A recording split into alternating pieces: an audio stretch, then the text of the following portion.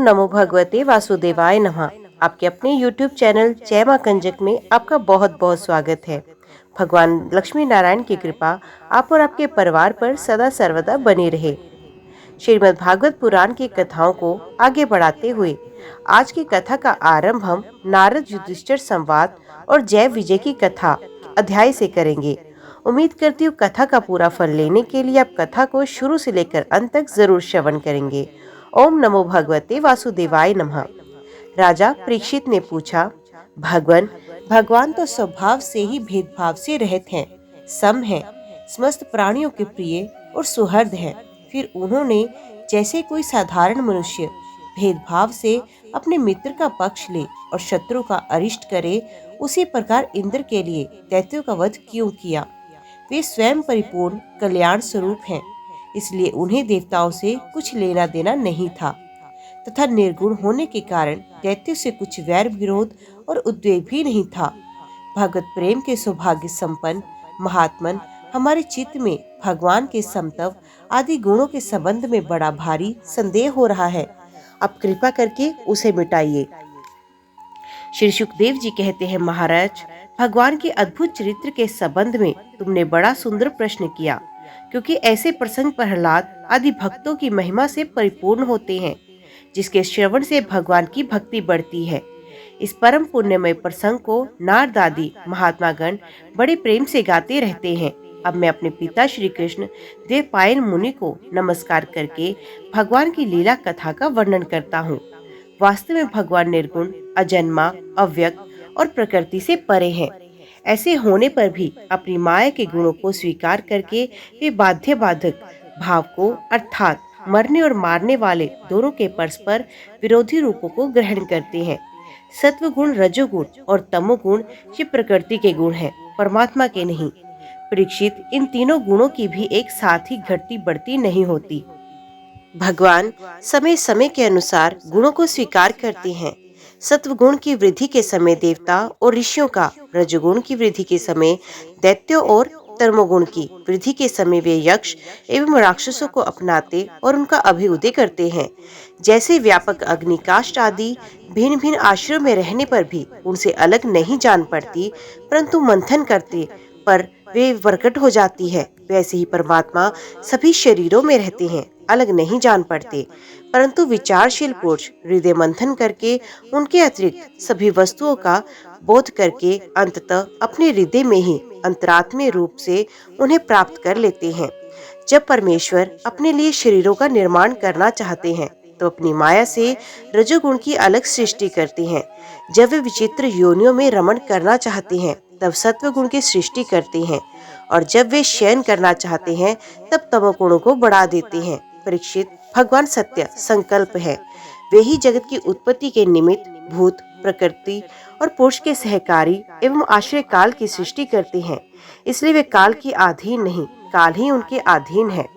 राजन, वे काल स्वरूप ईश्वर जिस सत्व गुण की वृद्धि करते हैं तब सत्य में देवताओं का बल बढ़ाते हैं, और तभी वे परम यशस्वी देव प्रिय परमात्मा देव विरोधी रजोगुणी और तमोगुणी दैत्यों का संहार करते हैं। वस्तुतः वे सम ही है। राजन, इसी विषय में देव ऋषि नारद ने बड़े प्रेम से एक इतिहास कहा था। ये उस समय की बात है जब राजसूय यज्ञ में तुम्हारे दादा युधिष्ठिर ने उनसे इस संबंध में प्रश्न किया था। उस महान राजसूय यज्ञ में राजा युधिष्ठिर ने अपनी आंखों के सामने बड़ी आश्चर्यजनक घटना देखी कि चेदीराज शिशुपाल सबके देखते देखते भगवान श्री कृष्ण में समा गए। वही देवऋषि नारद भी बैठे हुए थे। इस घटना से आश्चर्यचकित होकर राजा युधिष्ठिर ने बड़े बड़े मुनियों से भरी हुई सभा में इस यज्ञ मंडप में ही देवऋषि नारद से यह प्रश्न किया, अहो, ये तो बड़ी विचित्र बात है। परम तत्व भगवान श्री कृष्ण में समा जाना तो बड़े बड़े अनन्य भक्तों के लिए भी दुर्लभ है। फिर भगवान से द्वेष करने वाले शिशुपाल को ये गति कैसे मिली? नारद जी, इसका रहस्य हम भी जानना चाहते हैं। पूर्व काल में भगवान की निंदा करने के कारण ऋषियों ने राजा वेन को नरक में डाल दिया। ये धमघोष का लड़का पापात्मा शिशुपाल और दुर्बुद्धि दंतवक्त्र दोनों ही जब से तुतलाकर बोलने लगे थे, तब से अब तक भगवान से द्वेष ही करते रहे हैं।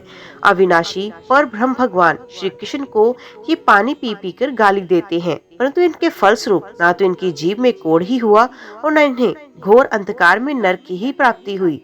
प्रत्युत जिन भगवान की प्राप्ति अत्यंत कठिन है, उन्हीं में ये दोनों सबके देखते देखते अनायासी लीन हो गए। इसका क्या कारण? हवा के झोंके से लड़खड़ाती हुई दीपक की लो के समान मेरी बुद्धि इस विषय में बहुत आगा पीछा कर रही है। अब सर्वज्ञ है, अति अद्भुत घटना का रहस्य समझाएं। श्री सुखदेव जी कहते हैं, सर्वसमर्थ देव ऋषि नारद राजा की प्रश्न सुनकर बहुत प्रसन्न हुए। उन्होंने युधिष्ठिर को संबोधित करके भरी सभा में सबके सुनते हुए ये कथा कही। युधिष्ठिर, निंदा, स्तुति, सत्कार और तिरस्कार इस शरीर के ही होते हैं। इस शरीर की कल्पना प्रकृति और पुरुष का ठीक ठीक विवेक ना होने के कारण ही हुई है। जब इस शरीर को ही अपना आत्मा मान लिया जाता है, तब ये मैं हूँ और ये मेरा है ऐसा भाव बन जाता है। यही सारे भेदभाव का मूल है। इसी के कारण ताड़ना और दुर्वचनों से पीड़ा होती है। जिस शरीर में अभिमान हो जाता है कि ये मैं हूँ, उस शरीर के वध से प्राणियों को अपना वध जान पड़ता है, किंतु भगवान में तो जीवों के समान ऐसा अभिमान है ही नहीं, क्योंकि वे सर्वात्मा है, अद्वितीय है।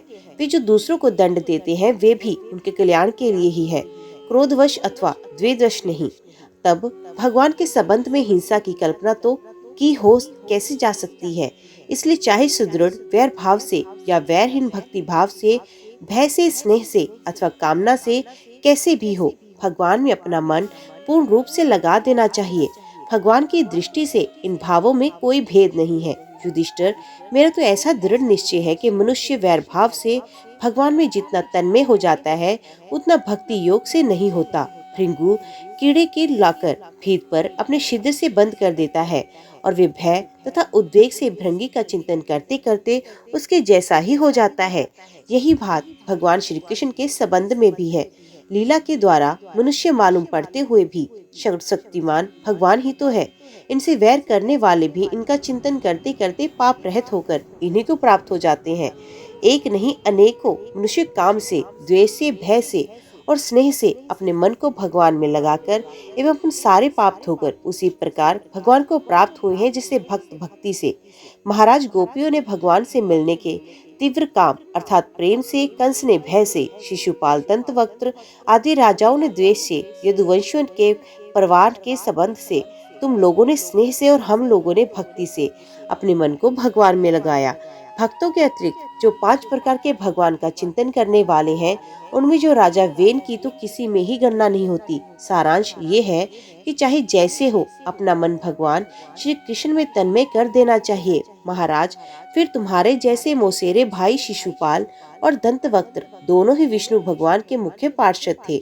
ब्राह्मणों के शाप से इन दोनों को अपने पद से च्युत होना पड़ा था। राजा युधिष्ठिर ने पूछा, नारद जी, भगवान के पार्षदों को भी प्रभावित करने वाला ये शाप किसने दिया? ये कैसा था?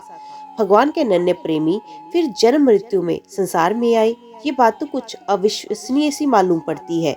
वैकुंठ में रहने वाले लोग प्राकृतिक शरीर, इंद्रिय और प्राणों से रहित होते हैं। उनका प्राकृतिक शरीर से संबंध किस प्रकार हुआ, ये बात आप अवश्य सुनाएं।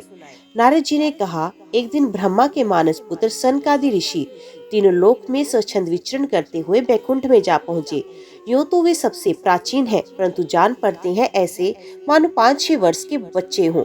वस्त्र भी नहीं पहनते। उन्हें साधारण बालक समझकर द्वारपालों ने उनको भीतर जाने से रोक दिया। इस पर वे क्रोधित हो गए और द्वारपालों को ये शाप दिया कि मूर्खों, भगवान विष्णु के चरण तो रजोगुण और तमोगुण से रहित हैं। तुम दोनों इनके समीप निवास करने योग्य नहीं हो, इसलिए शीघ्र ही तुम यहाँ से पापमयी असुर योनि में जाओ। उनके इस प्रकार शाप देते ही जब वे वैकुंठ के नीचे गिरने लगे, तब उन कृपाल महात्माओं ने कहा, अच्छा 3 जन्मों से इस शाप को भोगकर तुम लोग फिर इस वैकुंठ में आ जाना। युधिष्ठिर ने वे ही दोनों दिति के पुत्र हुए। उनसे बड़े का नाम हिरण्यकशिपु और छोटे का नाम हिरण्याक्ष था। दैत्य और दानवों के समाज में यही दोनों सर्वश्रेष्ठ थे। विष्णु भगवान ने नरसिंह का रूप धारण कर हिरण्यकशिपु को और पृथ्वी का उद्धार करने के समय वराह अवतार ग्रहण कर हिरण्याक्ष को मारा। हिरण्यकशिपु ने अपने पुत्र प्रहलाद को भगवत प्रेमी होने के कारण मार डालना चाहा। इसके लिए उन्हें बहुत सी यातनाएं दी, परंतु प्रहलाद सर्वात्मा भगवान के परम प्रिय हो चुके थे, समदर्शी हो चुके थे। उनके हृदय में अटल शांति थी। भगवान के प्रभाव से वे सुरक्षित थे। इसलिए तरह तरह से चेष्टा करने पर भी हिरण्यकशिपु उनको मार डालने में समर्थ नहीं हुआ। युधिष्ठिर वे ही दोनों विश्रवा मुनि के द्वारा केशनी के गर्भ से राक्षसों के रूप में पैदा हुआ। उनका नाम था रावण और कुंभकर्ण। उनके उत्पातों से सब लोगों में आग सी लग गई थी। उस समय भी भगवान ने उन्हें शाप से छुड़ाने के लिए राम रूप से उनका वध किया। युधिष्ठिर, मार्कंडेय मुनि के मुख से तुम भगवान श्री राम का चरित्र सुनोगे। वे ही दोनों जय विजय इस जन्म में तुम्हारी मौसी के लड़के शिशुपाल और दंतवक्त्र के रूप में क्षत्रिय कुल में उत्पन्न हुए। भगवान श्री कृष्ण के चक्र का स्पर्श हो जाने पर उनके सारे पाप नष्ट हो गए और वे सनकादि के शाप से मुक्त हो गए। वैर भाव के कारण निरंतर ही वे भगवान श्री कृष्ण का चिंतन किया करते थे। उसी तीव्र तन्मयता के फलस्वरूप भी भगवान को प्राप्त हो गए और पुण्य उनके पार्षद होकर उन्हीं के समीप चले गए। युधिष्ठिर ने पूछा, भगवान, हिरण्यकशिपु ने अपने स्नेह भाजन पुत्र प्रहलाद से इतना द्वेष क्यों किया? फिर प्रहलाद तो महात्मा थे, साथ ही ये भी बताए कि साधन से प्रहलाद भगवत भक्त हो गए। नारद जी ने कहा, युधिष्ठिर, जब भगवान ने वराह अवतार धारण करके हिरण्याक्ष को मारा, तब भाई के इस प्रकार मारे जाने पर हिरण्यकशिपु रोष से जल भुन गया और शोक से संतप्त हो उठा। विक्रोध में कामता हुआ अपने दांतों से बार बार होठ चबाने लगा। क्रोध से दहकती हुई आंखों की आग के धुएं से धूमिल हुए आकाश की ओर देखता हुआ वे कहने लगा। उस समय विकराल दाढ़ों, आग उगलने वाली उग्र दृष्टि और चढ़ी हुई भौहों के कारण उसका मुंह देखा न जाता था। भरी सभा में त्रिशूल उठाकर उसने द्विमूर्धा, त्र्यक्ष, शंबर, शतबाहु, हैग्रीव, नमुची, पाक, इलवल, विपरचिति, पुलोमा और शकुन आदि को संबोधन करके कहा, दैत्यों और दानवों, तुम सब लोग मेरी बात सुनो और उसके बाद जैसे मैं कहता हूँ वैसे करो। तुम्हें ये ज्ञात है कि मेरे शत्रु ने मेरे परम प्यारे और हितैषी भाई को विष्णु से मरवा दिया। यद्यपि ये देवता और दैत्य दोनों के प्रति समान है, तथापि दौड़ धूप और अनुनय विनय करने के देवताओं ने उसे अपने पक्ष में कर लिया। ये विष्णु पहले तो बड़ा शुद्ध और निष्पक्ष था, परंतु अब माया से वराह आदि रूप धारण करने लगा है और अपने स्वभाव से च्युत हो गया है। बच्चे की तरह जो उसकी सेवा करे उसी की ओर हो जाता है।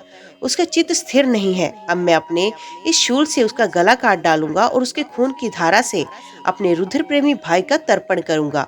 तब कहीं मेरे हृदय की पीड़ा शांत होगी। उस मायावी शत्रु के नष्ट होने पर, पेड़ की जड़ कट जाने पर डालियों की तरह सब देवता अपने अपने सूख जाएंगे, क्योंकि उनका जीवन तो विष्णु ही है।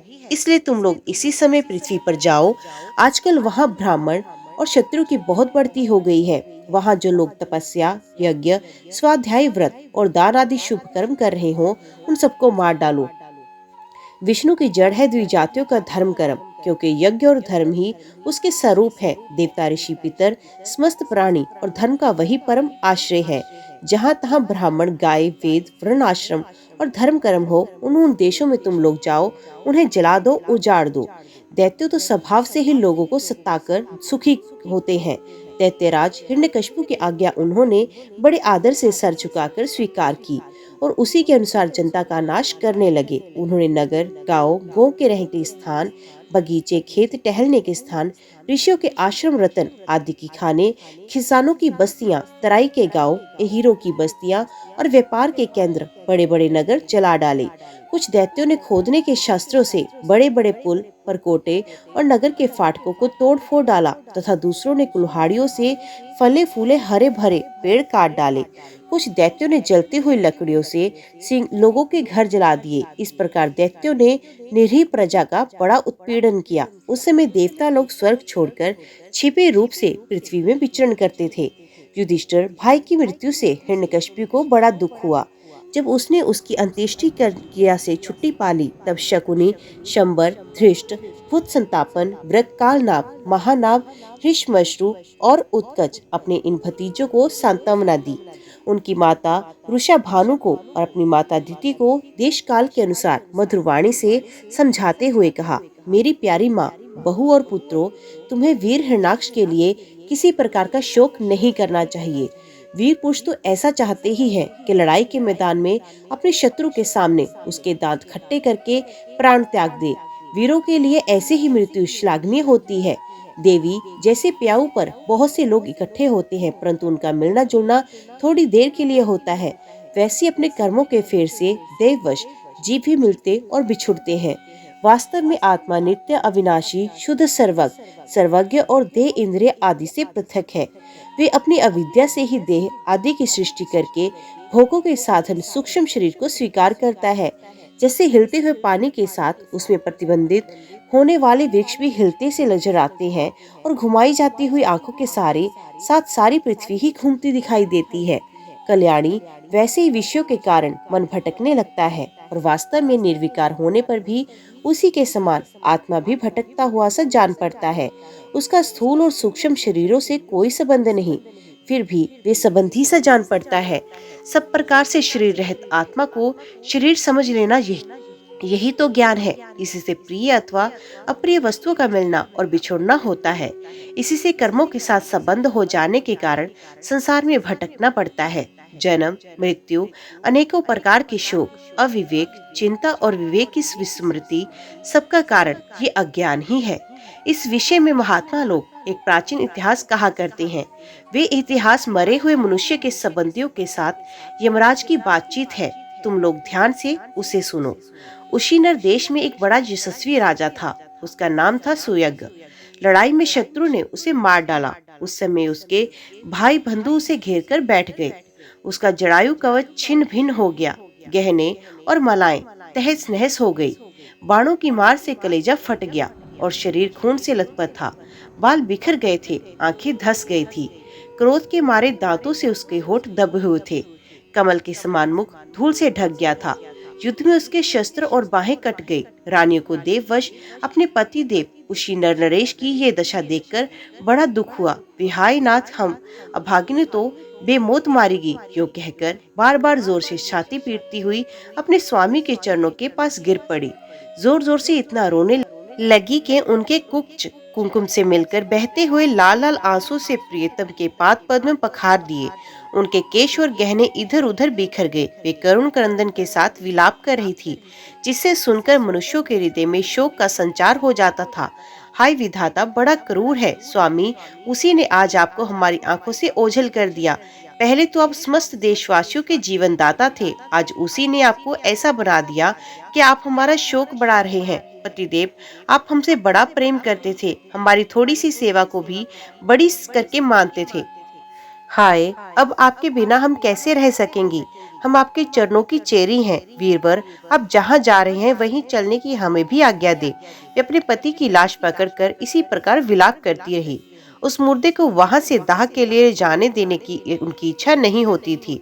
इतने में ही सूर्यास्त हो गया। उस समय उशीनर राजा के संबंधियों ने जो विलाप किया था उसे सुनकर वहां स्वयं यमराज बालक के वेश में आए और उन्होंने उन लोगों से कहा, बड़े आश्चर्य की बात है, ये लोग तो मुझसे ही सियाने हैं।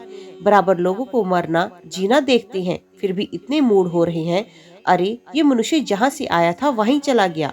इन लोगों को भी एक न एक दिन वहीं जाना है। फिर झूठ मूठ ये लोग इतना शोक क्यों करते हैं? हम तो तुमसे लाख गुना अच्छे हैं, परम धन्य हैं, क्योंकि हमारे माँ बाप ने हमें छोड़ दिया। हमारे शरीर में पर्याप्त बल भी नहीं है, फिर भी हमें कोई चिंता नहीं। भेड़िए आदि हिंसक जंतु हमारा बाल भी बांका नहीं कर पाते।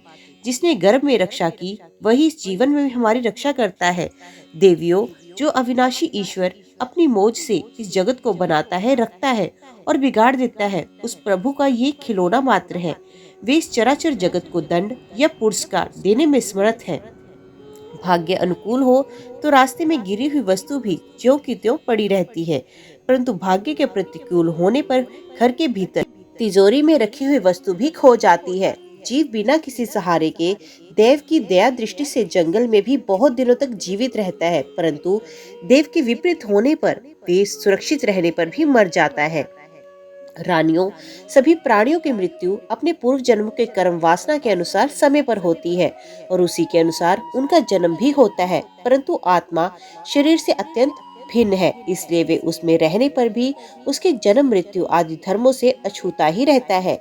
जैसे मनुष्य अपने मकान को अपने से अलग और मिट्टी का समझता है, वैसे ही ये शरीर भी अलग और मिट्टी का है। मोहवश वे इसे अपना समझ बैठता है। जैसे बुलबुले आदि पानी के विकार, घड़े आदि मिट्टी के विकार और गहने आदि स्वर्ण के विकार समय पर बनते हैं, रूपांतरित होते हैं तथा नष्ट हो जाते हैं, वैसे ही इन्हीं तीनों के विकार से बना हुआ ये शरीर भी समय पर बनता और बिगड़ता है। जैसे काठ के रहने वाली व्यापक अग्नि स्पष्ट हो कि उससे अलग है, जैसे देह में रहने पर भी वायु का उससे कोई संबंध नहीं, जैसे आकाश पर सब जगह एक सा रहने पर भी किसी के दोष गुण से लिप्त नहीं होता, वैसे ही समस्त देहेंद्रियां में रहने वाला और उनका आश्रय आत्मा भी उनसे अलग और निर्लिप्त है। मूर्खो, जिसके लिए तुम सब शोक कर रहे हो, वे सुयज्ञ नाम का शरीर तो तुम्हारे सामने पड़ा है। तुम लोग इसी को देखते थे। इसमें जो सुनने वाला और बोलने वाला था, वे तो कभी किसी को नहीं दिखाई पड़ता था, फिर आज भी नहीं दिखाई दे रहा, तो शोक क्यों? शरीर में सब इंद्रियों की चेष्टा का हेतुभूत जो महाप्राण है, वे प्रधान होने पर भी बोलने या सुनने वाला नहीं, क्योंकि वे जड़ है।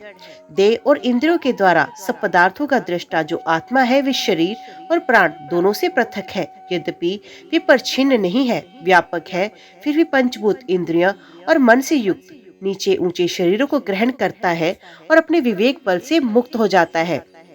वास्तव में वे इन सबसे अलग है। जब तक ये पांच प्राण, पांच कर्मेंद्रिय, पांच ज्ञान इंद्रिय, बुद्धि और मन, इन 17 तत्वों से बने हुए लिंग शरीर से युक्त रहता है, तभी तक कर्मों से बंधा है। और इस बंधन के कारण ही माया से होने वाले मोह और क्लेश बराबर उसके पीछे पड़े रहते हैं। प्रकृति के गुणों और उनसे बनी हुई वस्तुओं को सत्य समझना अथवा कहना झूठ मूठ का दुराग्रह है। मनोरथ के समय की कल्पित और स्वप्न के समय की दीख पड़ने वाली वस्तुओं के समान इंद्रियों के द्वारा जो कुछ ग्रहण किया जाता है, सब मिथ्या है।